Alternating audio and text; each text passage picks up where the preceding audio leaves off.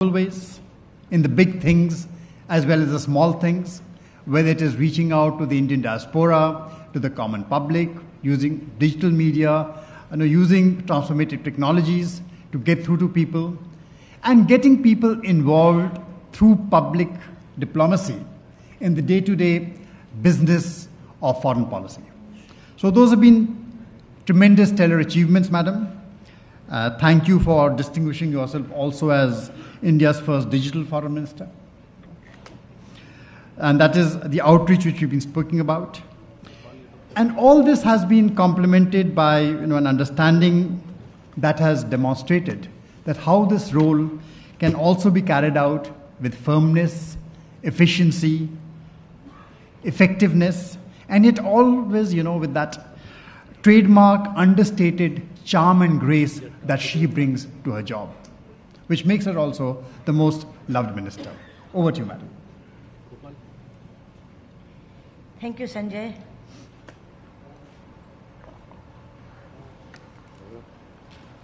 Excellencies, ladies and gentlemen, it gives me great pleasure to once again welcome you all to the Raisina Dialogue. The inaugural session last evening, with the participation of Prime Minister Modi and Prime Minister Solberg of Norway, has set the stage for what I am sure will be yet another successful and productive dialogue. Friends, around 4 years ago, I recall discussing with my team at the Ministry of External Affairs the need for India to host an international platform that enables an exchange of perspectives on emerging global and regional trends. I'm happy that we found in ORF a capable and dynamic organizational partner. My felicitations to Sanjay Joshi ji and his team for taking the Raisina Dialogue to new heights each year. The level and diversity of participation and range of issues covered in each edition of the dialogue justify its position as India's flagship dialogue on geostrategic matters.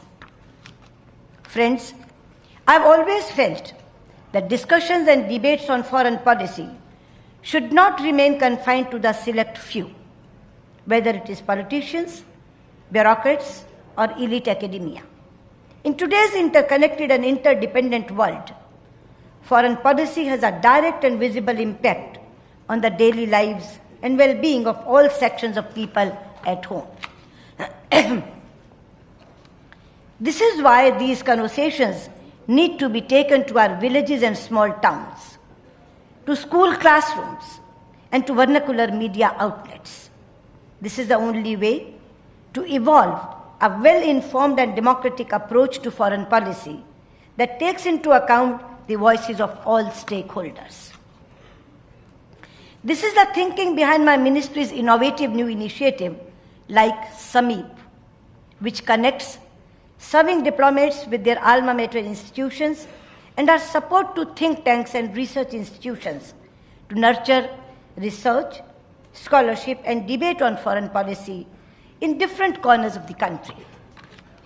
Indeed, I am happy that thanks to some innovative digital partnerships, the proceedings of the Raisina Dialogue also will not be confined to this venue, but will be shared with thousands of viewers outside.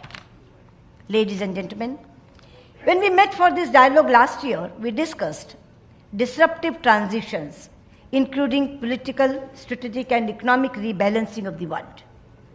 These disruptions and ensuing complexities are ongoing phenomena. In fact, if we step back and look at the broader picture of history, a world in flux is not an entirely new situation. The critical question is, how do we respond to these transitions? Our World Reorder this year's theme is therefore appropriate. Our focus is on finding solutions to the plethora of challenges before us through innovative approaches and dynamic partnerships. India's own engagement with the world is rooted in its civilizational ethos, which has at its heart coexistence, pluralism, openness, dialogue, and democratic values. Today, India, with 1/6 of humanity, is experiencing economic and social transformation on a scale which has rarely been seen in the history of the world. While the prosperity of Indians, both at home and abroad, and security of our citizens are of paramount importance, self-interest alone does not propel us. Through the centuries, guided by Lord Buddha's wisdom and Mahatma Gandhi's message of peace and compassion, India's strength and success has been a force for global peace, stability and prosperity, an anchor for all-round regional and global progress. India therefore stands for a democratic and rules-based international order in which all nations thrive as equals. Friends, when I addressed the United Nations General Assembly for the first time in my present capacity in 2015, I spoke of the need for a transformative change which can reinvigorate the nation and enable it to play its rightful role in international affairs, while also becoming the fastest growing major economy in the world. In the past 4.5 years, this comprehensive and energetic renewal of India's global engagement has been founded on the motto of Sabka Saath, Sabka Vikas, an emphasis on the welfare of all. There are 5 key elements of this approach, which I would like to mention here without going into too much details. First, we have rebuilt India's bridges, both literally and figuratively, with its immediate and extended neighborhood. We have devoted a much higher level of resources and attention to our neighborhood, not only when it comes to formal diplomatic engagements, but also in pushing next generation regional connectivity and critical infrastructure, and also at times of distress and need.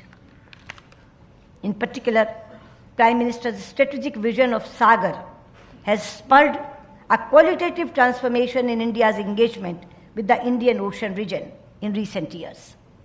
Our revitalized Act East and Think West paradigms have further broadened the reach of our strategic and economic neighborhood.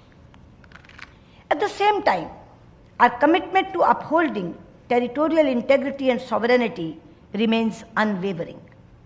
Our consistent message is that unresolved border issues can be resolved bilaterally when approached in the right spirit and in an atmosphere free from violence and hostility. Second, we are shaping our relationships in a manner that synchronizes with India's economic priorities. With this diplomacy for development approach, each global interaction is now focused on building partnerships to promote our transformative flagship programs such as Make in India, Digital India, Amrit, Smart Cities, and Namami Gange. Third, we are focused on making India a human resource power to be reckoned with by connecting our talented youth to global opportunities. This is being achieved through Skill India partnerships with several countries, as well as under the aegis of the Gyan program and various private sector partnerships under Digital India. We have also made an unprecedented outreach to our diaspora across the world to tap into their skills, resources, and ideas. Friends, all this is being done with the confidence that a prosperous, better connected, and skilled young India will be the engine for growth and prosperity not only in South Asia but far beyond. Fourth, we are building sustainable development partnerships, stretching from the Indian Ocean and Pacific Islands to the Caribbean, and from the continent of Africa to the Americas.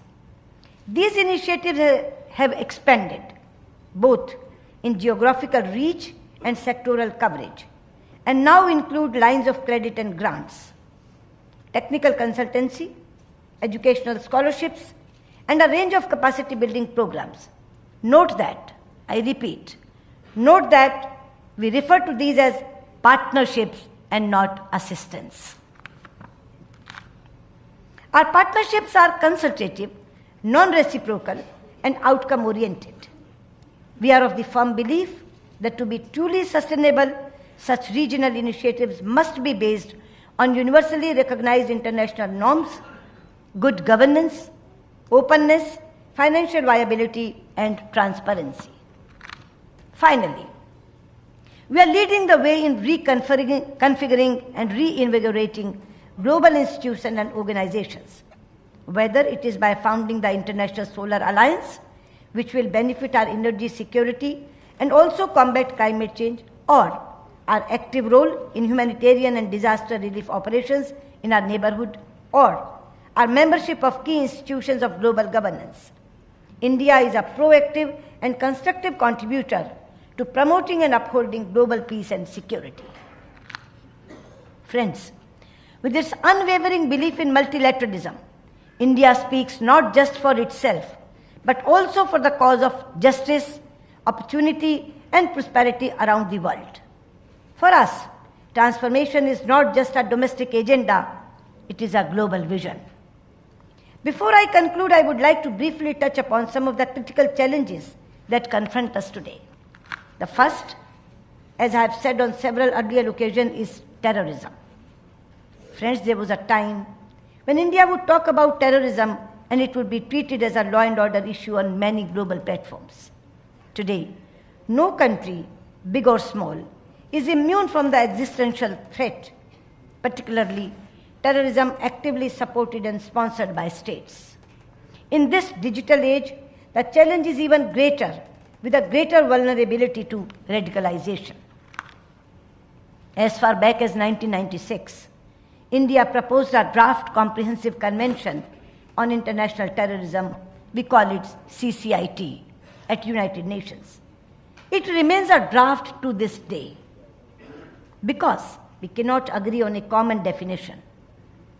Ensuring zero tolerance towards terrorism and also towards those who use it as an instrument of convenience is the need of the hour.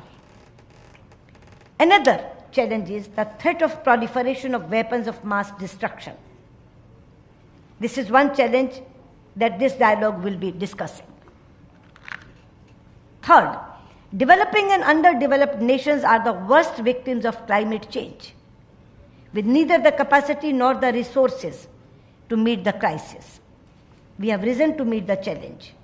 India, in partnership with France, launched the International Solar Alliance earlier this year with the participation of 120 countries.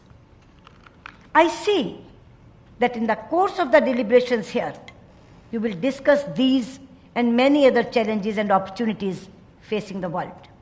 I wish you all success in the process and urge you to keep in mind at all times the guiding ideal is the world is one family, which finds its most succinct expression in our Sanskrit words, Sarve bhavantu sukhina, Sarve santu niramayaha, Sarve bhadrani pashyantu, ma kaschid dukbhag bhavet, Om Shanti, Shanti, Shanti. It means, may all be happy, may all be healthy, may all see what is good, may all be free from suffering.